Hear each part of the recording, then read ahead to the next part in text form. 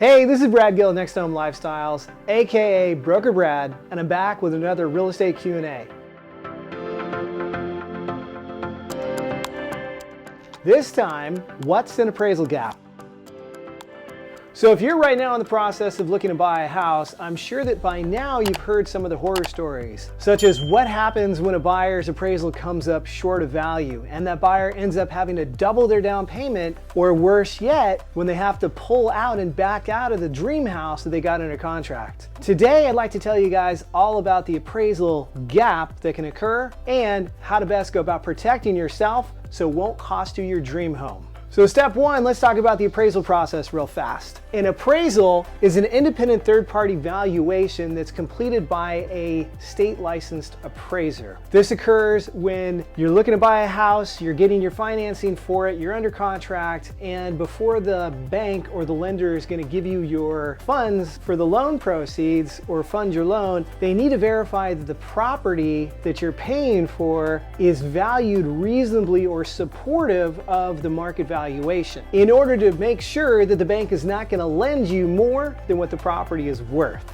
Additionally, the appraiser will also inspect the property to make sure there's no physical conditions that could also negatively affect the property. For instance, they want to make sure that the roof doesn't have holes in it, that it's leak-free. You want to make sure there's not too much termite damage. You want to make sure there's no giant cracks or anything in the foundation. Anything that's a health and safety issue or a major repair that's noticeable by an appraiser, he's going to notate in the report because that will affect the value of the property. Next up, let's get into the appraisal gap. What is an appraisal gap and when can it occur? Is when the value of a property comes in less than the price offered. So if that appraiser goes out to the property and there's either a major physical issue, or if the market is just moving faster than what the appraiser can support in the value of that house with recent sold comparable properties, then sometimes their assessed value of the property will come in short of the price you might have offered or negotiated on that house. So don't get freaked out. Hopefully you plan for this, or at least the agent you're working with was able to talk you through what could happen if this occurs, but it can be common, especially with market conditions we're facing right now. If an appraisal gap occurs, how does that affect you as a buyer? More than likely, it's going to mean more money out of pocket. So the bank that you're getting your financing from is going to base the loan value or the loan amount on the appraised value, not the sales price. Let me say that again.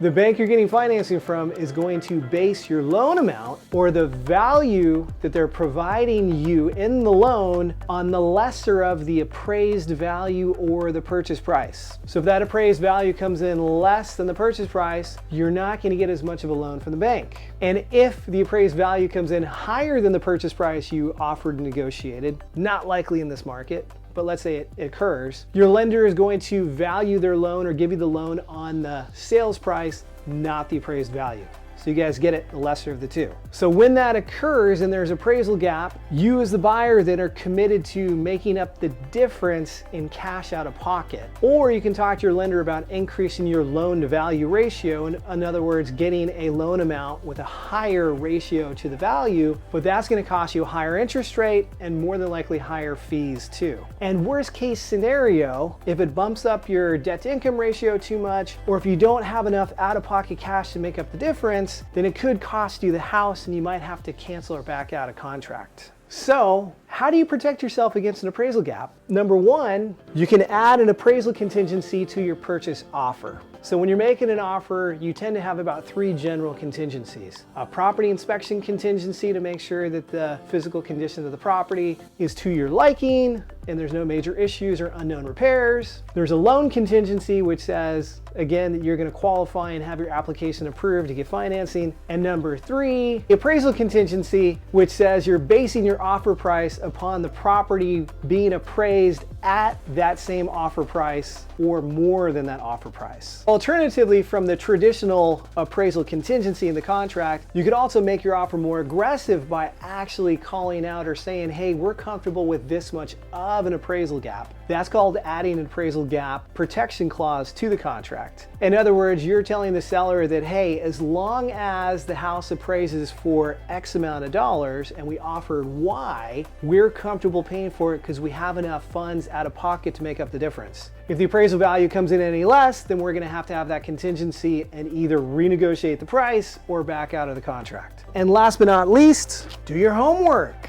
right? Make sure the agent assisting you sends you the most recent sales comparables. Make sure you guys know how much you could potentially be overpaying for that property. Now, not every appraiser is perfect. We're not always going to get a super accurate appraisal, so that's another situation where you may want to have an application out to more than just one lender. But in reality, if you're working with the right real estate professional, they can help ensure they're doing the research so that you guys can go in making an offer well informed of what the potential appraisal value or market supported value of that property is going to be. So you can minimize your risk of having that appraisal gap, or at least plan ahead so you can add in one of those protection clauses to make sure you're fully protected. I'm Brad Gill of NextHome Lifestyles. I appreciate you guys watching another episode of our real estate Q&A. Hope you guys enjoyed this video. If you did, like, subscribe to our channel, and we'll see you next time.